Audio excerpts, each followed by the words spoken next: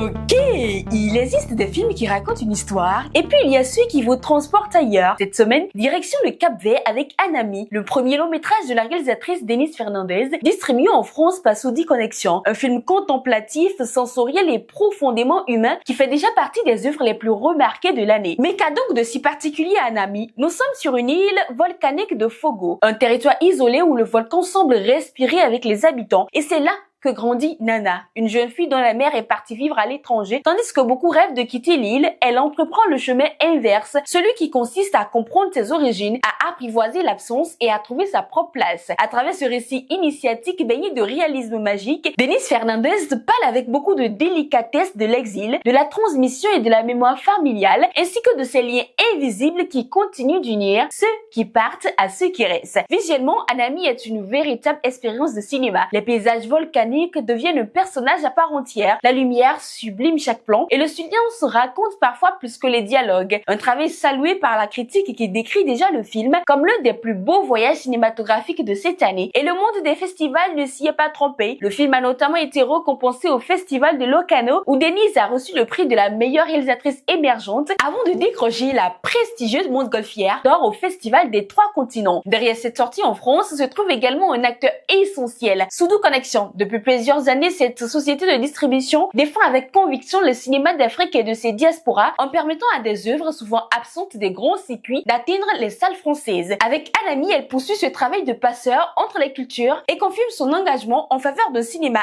indépendant, audacieux et profondément ouvert sur le monde. Anami est en salle depuis le 8 juillet et si vous aimez les films qui privilégient les émotions aux effets spectaculaires et que vous êtes en France ces derniers jours, allez le voir. En attendant ces sorties africaines dont j'en parlerai certainement sur Clap. Des films qui traversent les frontières aux artistes qui les font rayonner, restons dans cette même dynamique avec une distinction qui honore tout le cinéma béninois. Nathalie Rouveau-Ekpe, une voix du Bénin distinguée par la France. Il y a des artistes qui interprètent des histoires et puis il y a ceux qui consacrent leur vie à les écrire, les mettre en scène et les transmettre. Le 3 juillet dernier à la résidence de France à Cotonou, l'autrice, comédienne, actrice et metteuse en scène béninoise Nathalie Rouveau-Ekpe a été élevée au rang de chevalier de l'ordre des arts et des lettres, l'une des plus prestigieuses distinctions culturelles décernées par la République française, une reconnaissance qui salue un parcours exceptionnel et un engagement constant en faveur de la création artistique. Le visage de Nathalie Ekpe est familier du public béninois. Au cinéma, elle a marqué plusieurs productions nationales. On la retrouve notamment dans L'Argile de Akada Sogba, où elle interprète Ludwine, dans Injustice, où elle incarne Luna, ou encore dans Le Bilan, dans le rôle d'Ifé. Mais Nathalie Rouveau-Ekpe est aussi une femme de lettres, géographe de formation, titulaire d'une maîtrise en aménagement du territoire. Elle choisit ensuite le théâtre en intégrant l'EITB, École internationale des théâtres du Bénin, où elle obtient une licence professionnelle en technique de théâtre. Cette décoration vient rappeler qu'au-delà des récompenses, ce sont les artistes qui façonnent notre mémoire collective. En distinguant Nathalie, la France rend hommage à une créatrice complète, dont le travail fait rayonner le Bénin sur les scènes et les écrans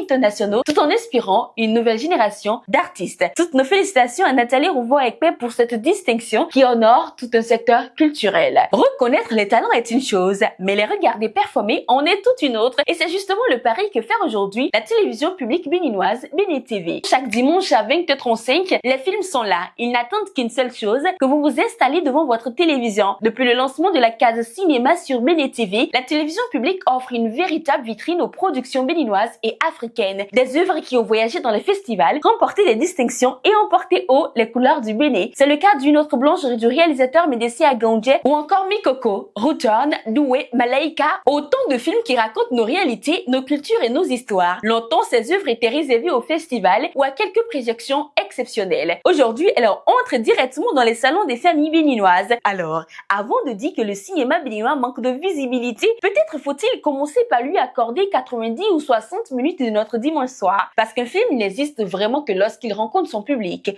Alors, ce dimanche à 20h35, prenez la télécommande et laissez le cinéma béninois venir à vous. Et puisqu'on parle de cinéma qui rassemble les familles devant un écran, terminons cette édition de Clap avec un film qui fait rêver petit et grand depuis maintenant 10 ans. Il y a des histoires qui traversent les océans et d'autres qui deviennent elles-mêmes des voyages. En 2016, Disney embarquait les spectateurs dans les eaux turquoises de Polynésie avec Moana, une jeune héroïne prête à défier les traditions pour sauver son peuple. Une île menacée, un océan mystérieux, un demi-dieu légendaire nommé Moi et une quête qui allait marquer toute une génération. Avec ses paysages époustouflants, son animation révolutionnait de l'eau et des cheveux, mais aussi ses chansons devenues incontournables, Moana s'est rapidement imposée comme l'un des grands succès de l'animation mondiale. 10 ans plus tard, l'aventure change de dimension. La légende quitte les dessins animés pour prendre vie avec une adaptation en prise de vue réelle. Dans ce nouveau voyage, la jeune révélation Catherine Lagala reprend le rôle de Moana, tandis que Dwayne Johnson, alias The Rock, retrouve le personnage de Moi qu'il incarnait déjà vocalement dans le film d'animation. Et cette nouvelle aventure a aussi posé ses valises au Bénin.